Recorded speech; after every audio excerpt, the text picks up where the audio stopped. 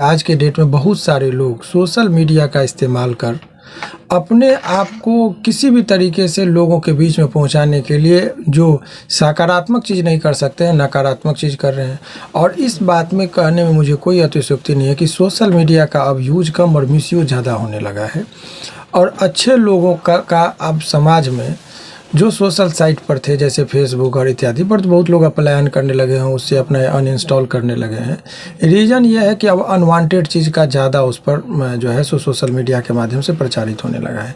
खुलेआम अपशब्द किसी को कहना सोशल मीडिया पर, इस चीज़ की गंभीरता को सरकार ने भी देखा और बहुत सख्ती से उस पर कार्य भी हो रही है। लेकिन जितनी कठोरता से कानून का असर दिखना चाहिए वो अभी कानून का सख्ती दिख नहीं रहा है, जिससे लोगों को लगता है कि हम किसी को भी गाली देंगे, किसी को भी सोशल मीडिया के माध्यम से कहेंगे तो मेरा कहीं कुछ नहीं हो सकता है। इसी आत्मविश्वास से लोग बेखौफ हो चुके हैं। इसीलिए आज के डेट में जिसको जो मन हो रहा है सोशल मीडिया पर आके कर देते हैं। हालांकि कानून का जहां तक सवाल है तो कड़े कानून है, प्रावधान बहुत स्ट्रॉन्ग है और सरकार इससे लोग बचे नहीं। इसीलिए आपने देखा भी होगा कि हर एक जिला में एक साइबर थाना का निर्माण किया गया है बिहार सरकार के द्वारा, और उस पर त्वरित कार्रवाई के लिए जो एक्शन हो उसके लिए भी उन्होंने कानून बनाया है।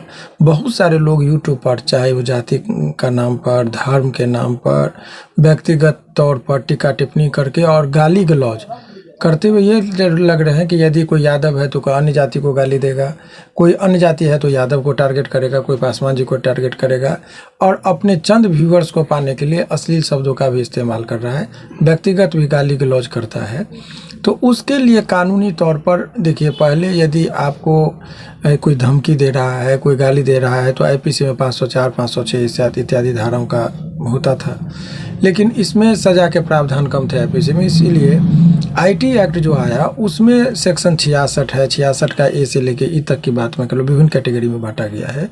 उसमें दंड के प्रावधान को कठोर किया गया है। उसमें 3 वर्ष से लेके 5 वर्षों तक का सज़ा का प्रावधान है और ऑफेंस का नेचर भी कॉग्निजेबल बनाया गया। अब इसका असर ये हुआ कि जब कभी भी 154 सीआरपीसी के मुताबिक यदि कहीं पर एफआईआर दर्ज होगा तो एफआईआर केवल कॉग्निजेबल ऑफेंस में ही दर्ज हो सकता है। नॉन कॉग्निजेबल ऑफेंस का एफआईआर नहीं तो उसके लिए आप कोर्ट में केस कर सकते हैं। तो पुलिस का थाना जो हो गया, जैसे आप अस्पताल में जाते हैं तो वहाँ पर एक होता है ओपीडी और एक होता है इमरजेंसी काउंटर। तो इमरजेंसी के लायक को ही इमरजेंसी वार्ड में रखा जाता है, यानी कि बहुत त्वरित कार्रवाई। तो जो कॉग्निजेबल ऑफेंस का मतलब जो गंभीर नेचर के अपराध हैं जिसमें त्वरित कार्रवाई करने की आवश्यकता है, उसी सब संबंध में एफआईआर दर्ज करने की डायरेक्ट शक्ति जो है सो हर एक थाने को दिया गया है। तो आईटी एक्ट में उस धारा को इसीलिए कॉग्निजेबल, हालांकि गाली गलौज ही है तो गाली गलौज केवल है यदि वैसे किसी को कोई गाली दिया मीडिया के माध्यम बगैर, तो उसके लिए आईपीसी के धाराओं के मुताबिक सजा होगा, जिसमें बहुत नाममात्र सजा है। कितना है सर? 1 साल तक का सजा का प्रावधान है, परंतु और वो कॉग्निजेबल ऑफेंस भी नहीं बना, नॉन कॉग्निजेबल, यानी कि एफआईआर नहीं हो सकती है। कोर्ट में तो गवाही होगी आपकी, बहुत लेंदी प्रोसेस होता है, कॉग्निजेंस लोगी तब होता है। इसीलिए लोग गाली सुन के भी कहता है कोर्ट में क्या जाओगे। परंतु यदि आप किसी को सोशल मीडिया पर आकर गाली देते हैं तो उसके गाली ही है, लेकिन उस गाली को गंभीर नेचर के अपराध की श्रेणी में रखा गया है।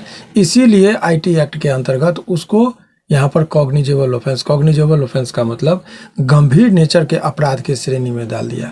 अब यदि गंभीर नेचर के अपराध की श्रेणी में डाल दिया तो इसका असर ये होता है कि पुलिस डायरेक्ट उसमें किसी भी कॉग्निजेबल ऑफेंस को सेक्शन 2C है इन सीआरपीसी का, वहाँ पर डिफाइन किया गया है कि cognizable offence are those offence in which police officer can arrest a person without warrant, कि इसमें कॉग्निजेबल ऑफेंस में बिना वारंट के ही गिरफ्तार कर सकता है। तो वो शक्ति पुलिस को है। तो यदि इसमें चाहे, यदि उसका प्रमाण हो गया सोशल मीडिया पर वो है तो गाली दिया तो पुलिस के पास वो उसमें जांच पड़ताल के लिए बहुत ज़्यादा ये नहीं है, उस पर ठोस सबूत भी मिल जाते तो पुलिस चाहे तो विदाउट वारंट भी उसको गिरफ्तार कर सकती है। क्योंकि रिपीटेशन और कंटिन्यूएशन ऑफ क्राइम है, तो पुलिस यदि अपनी तत्परता दिखाएगी तो सोशल मीडिया का गलत इस्तेमाल करके कोई भी किसी को गाली दे देना, जो भी चीज़ को नहीं प्रसारित करना है प्रसारित कर देना, कुछ लोग अश्लील हरकत करते हैं, कम वस्त्र पहन के फ़ोटो अपलोड करते हैं इत्यादि, उसी में आ जाता है। तो पुलिस को त्वरित यदि युद्ध स्तर पर जिस तरीके से शराबबंदी को माननीय मुख्यमंत्री जी ने एक मिशन बनाया, सफलता और सफलता बाद की चीज़ है, लेकिन उससे भी उस शराब पीने से केवल शराबी का घर बर्बाद हो रहा था। लेकिन सोशल मीडिया को निरंकुश करने से पूरा समाज बर्बाद हो रहा है। तो कई गुना ज़्यादा गंभीरता से यदि लेगा, यदि देखिएगा सोशल मीडिया पर यदि कंट्रोल नहीं किया गया तो आने वाला जनरेशन कहाँ जाएगा, इसकी कल्पना नहीं की जा सकती। नेता और सोशल मीडिया के जो लोग भी गाली गलौज कर रहे हैं, नेता भी बहुत सारे हैं या कार्यकर्ता हैं या आम आदमी है, तो सबके लिए एक ही कानून है? सभी के लिए एक ही कानून है। All are equal in the eyes of law. ऐसा नहीं कि नेता ने गाली दिया तो उनके लिए अलग जेल होगा, अलग कानून होगा, अलग धारा होगा, ऐसी कोई बात नहीं है। कोई भी व्यक्ति यदि करेगा तो सभी के लिए इक्वल ही प्रोसीजरल को ये करना होगा। लेकिन देखिए, ये एक बहुत ही चिंता की बात है कि समाज में जिस तरीके से सोशल मीडिया का मिसयूज करके, वो देखिए अभी पहले पिक्चर सिनेमा में रिलीज करने से पहले सेंसर बोर्ड के द्वारा देखा जाता था, कोई आपत्तिजनक शब्द हैं या आपत्तिजनक सीन आ गया तो उसको सेंसर बोर्ड पास नहीं करती थी, तो रिलीज नहीं होता था। परंतु यूट्यूब और फेसबुक बिना किसी बोर्ड के हर चीज़ को रिलीज कर रही है, जिस चीज़ से ही समाज में दुर्गंध फैल रहा है। रिलीज करने की शक्ति, जो कौन चीज़ को ब्रॉडकास्ट आप करेंगे, जैसे हम वीडियो बनाए हम डाल देंगे, तो इसका एक मैकेनिज्म होना चाहिए कि हम जो बात बोल रहे हैं उससे समाज पर कोई कुप्रभाव तो नहीं पड़ेगा। तो रिलीजिंग का, और यदि वो करता है तो इसके लिए डायरेक्ट जिम्मेदार यदि फेसबुक और यूट्यूब को बनाया जाएगा कि जो उस प्लेटफॉर्म का इस्तेमाल करके लोगों तक अपनी गलत चीज़ों को प्रसारित कर रहा है, गलत शब्दों का यूज कर रहा है, तो व्यक्ति विशेष ना करके उसको ही, यूट्यूब को ही, उस प्लेटफॉर्म को ही यदि पार्टी बना दिया जाएगा तभी जाके कुछ कठोर कार्रवाई होगी। अदरवाइज सोशल मीडिया पर निरंकुशता बढ़ती जा रही है। कानून तो सर कई सारे हैं, हाई कोर्ट के भी कई सारे चीज़ें, तो हाई कोर्ट भी संज्ञान ले सकती है। देखिए, इस पर तो संज्ञान लेने के लिए कर ही सकती है, शक्तियाँ हैं, लेकिन हाई कोर्ट सबके पास इतने काम का ये है कि जो काम असाइन किया जाता है तो उस पर वो लोग ज़्यादा, हालांकि शक्तियाँ से कोई इनकार नहीं किया जा सकता है, लेकिन कानून बनाने की शक्ति विधायिका को होती है, कानून लागू करने की शक्ति जो है कार्यपालिका की होती है, और कानून पर निर्णय और विवेचना करने की शक्ति न्यायपालिका की होती है। तीनों आदमी का फंक्शन अलग अलग है। आपातकाल में एक दूसरे को चेक एंड बैलेंस का थ्योरी है इंडियन कॉन्स्टिट्यूशन में, उसका इस्तेमाल हो सकता है, एक दूसरे को नियंत्रित रखने के लिए आप कर सकते हैं, परंतु जो ये कानून बनाने की शक्ति विधायिका की है और लागू करने की शक्ति सरकार की है, एग्जीक्यूटिव जिसको कहते हैं।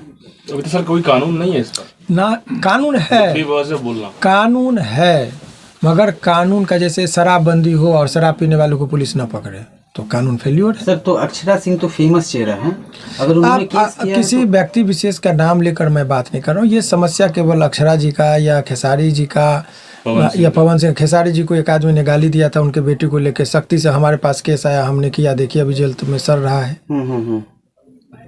तो कितने आदमी केस बनाने में केवल नोटिस, उसका केस को लिखने की भी तरीका होनी चाहिए ताकि उसको सजा मिले।